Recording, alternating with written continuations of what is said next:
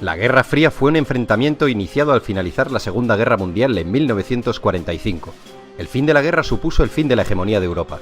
Dos potencias tomaron el relevo: Estados Unidos y la Unión Soviética, liderando dos bloques con sus propias alianzas y estados satélites: el llamado bloque occidental capitalista y el bloque del este comunista.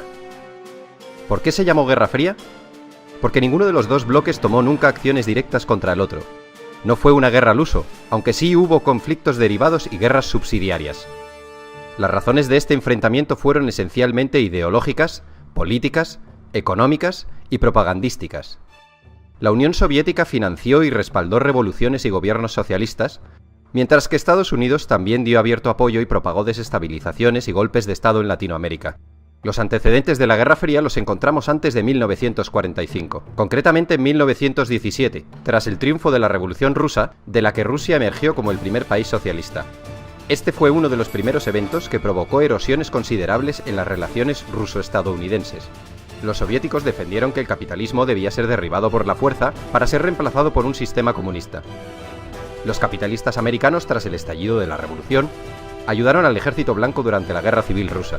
Finalmente, las tropas del Ejército Rojo lideradas por Trotsky se hicieron con la victoria. Pero avancemos de nuevo a 1945, tras el fin de la Segunda Guerra Mundial. Conviene recordar que la Unión Soviética y Estados Unidos habían sido aliados para frenar los planes de Hitler. Antes de que acabase la guerra, se reunieron en Yalta. Joseph Stalin, Winston Churchill y Franklin Delano Roosevelt como jefes de gobierno de la URSS, del Reino Unido y de Estados Unidos respectivamente. La conferencia de Yalta tuvo su continuación con la conferencia de Potsdam, ya con Alemania totalmente rendida y Hitler muerto.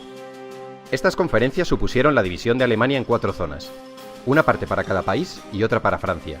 También se trataron asuntos sobre el desarme, desmilitarización, devolución de territorios anexionados por Alemania, la persecución de los militares de guerra nazis y la creación de las Naciones Unidas. Los soviéticos, tras la guerra, habían ocupado de facto las zonas de la Europa del Este que habían defendido y liberado. Para frenar esta expansión soviética, Estados Unidos ayudó con el Plan Marshall a salir de sus ruinas a Europa occidental y a la zona occidental de Alemania. Con el Plan Marshall los estadounidenses dieron enormes ayudas económicas a Europa. El plan estuvo operativo durante 4 años desde 1948. Los objetivos de Estados Unidos eran reconstruir aquellas zonas destruidas por la guerra, eliminar barreras al comercio, modernizar la industria europea y hacer próspero de nuevo al continente. Todos estos objetivos estaban destinados a evitar la propagación del comunismo, que tenía una gran y creciente influencia en la Europa de posguerra. Los detractores del Plan Marshall argumentaron que este era una muestra de imperialismo económico estadounidense. Los Estados Unidos promovieron la fundación de la OTAN, Organización del Tratado del Atlántico Norte, una alianza militar intergubernamental sellada en 1949. La organización constituía un sistema de defensa colectiva en la cual los Estados miembros acuerdan defender a cualquiera de sus miembros si son atacados por una facción externa. Las naciones rivales, para contrarrestar la fuerza de esta alianza, firmaron el Pacto de Varsovia en 1955. Finalmente, Berlín, Europa y el mundo quedaron divididos por el telón de acero. Esta expresión es de Churchill. En 1949, el Ejército Rojo de Mao Zedong se proclama vencedor de la Guerra Civil China tras derrotar a los nacionalistas del Kuomintang, que contaban con el respaldo de Estados Unidos. Inmediatamente, la Unión Soviética establece una alianza con los vencedores que habían creado un nuevo Estado comunista con la denominación de República Popular China. Al año siguiente, Stalin se vio sorprendido por la participación de tropas estadounidenses en la defensa de Corea del Sur, que había sido invadida por los comunistas de Corea del Norte. El alto el fuego llegó en 1953. Stalin había fallecido ese mismo año. Le sucederá Nikita Khrushchev. Volvamos al telón de acero en Europa. En los 5 años posteriores a la Segunda Guerra Mundial, un total de 15 millones de personas emigraron del este al oeste. Este hecho hizo que el bloque soviético llevara a cabo un bloqueo efectivo de la emigración en 1950. Hubo un control férreo de pasaportes para que la gente no se pasase de un bloque a otro. La frontera en Berlín, ciudad que estaba repartida, era un coladero, y muchas personas se pasaban del lado comunista al lado capitalista. Este hecho hizo que se construyese el Muro de Berlín en 1961. Conviene recordar que Alemania estaba dividida tras la guerra en 2 Alemanias: la República Federal Alemana con capital en Bonn y la República Democrática Alemana con capital en Berlín. Esta división del mundo en dos bloques se sostenía por el riesgo de que las potencias se aniquilasen unas a otras en una guerra nuclear, lo que obligó a ambos frentes a actuar con mucha cautela en las zonas más conflictivas. Solo en una ocasión estuvo a punto de estallar el conflicto, tras el derrocamiento del militar Batista en Cuba por parte de Fidel Castro. Estados Unidos trató de realizar una invasión de Cuba que fracasó.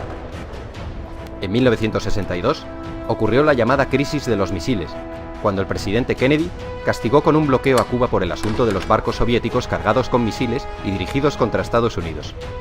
En el último momento, Khrushchev, jefe del partido y del gobierno soviético, cedió, y los barcos cambiaron de rumbo. Estados Unidos también había entrado en la guerra del Vietnam, que a la postre acabó siendo otro duro revés en la historia norteamericana, una experiencia de fracaso, desgaste y frustración. Este conflicto enfrentó a los Estados Unidos y el gobierno de Vietnam del Sur por un lado, contra Vietnam del Norte y las guerrillas comunistas que actuaban en Vietnam del Sur por otro. La guerra terminó extendiéndose también a Laos y Camboya. La Guerra Fría también fue espionaje, inspección recíproca, conferencias, crisis y soluciones diplomáticas. Y no nos olvidemos de la carrera espacial, una competición entre Estados Unidos y la Unión Soviética que derivó en una exhibición de poderío y musculatura. Los rusos pusieron en órbita el satélite Sputnik en 1957. Inmediatamente los americanos respondieron con su Explorer 1 en 1958. Era una cuestión de prestigio. Cuando los rusos enviaron a su primer hombre al espacio, los americanos les mojaron la oreja enviando una nave tripulada a la Luna.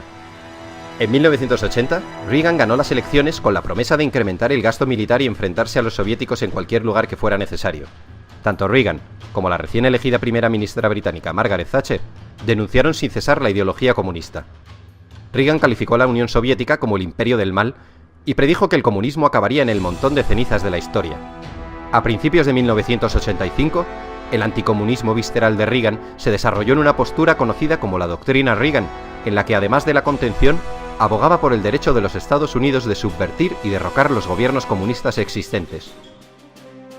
Finalmente, en 1989, cae el muro de Berlín, y supone la definitiva apertura de fronteras entre ambos bloques, el desmembramiento del bloque comunista y el final del telón de acero y de la Guerra Fría. Tras la caída, la tensión entre los países del antiguo comunismo y los capitalistas se acabaría diluyendo. De hecho, actualmente, la mayoría de los estados del antiguo bloque comunista han acogido las políticas e ideologías del mundo capitalista.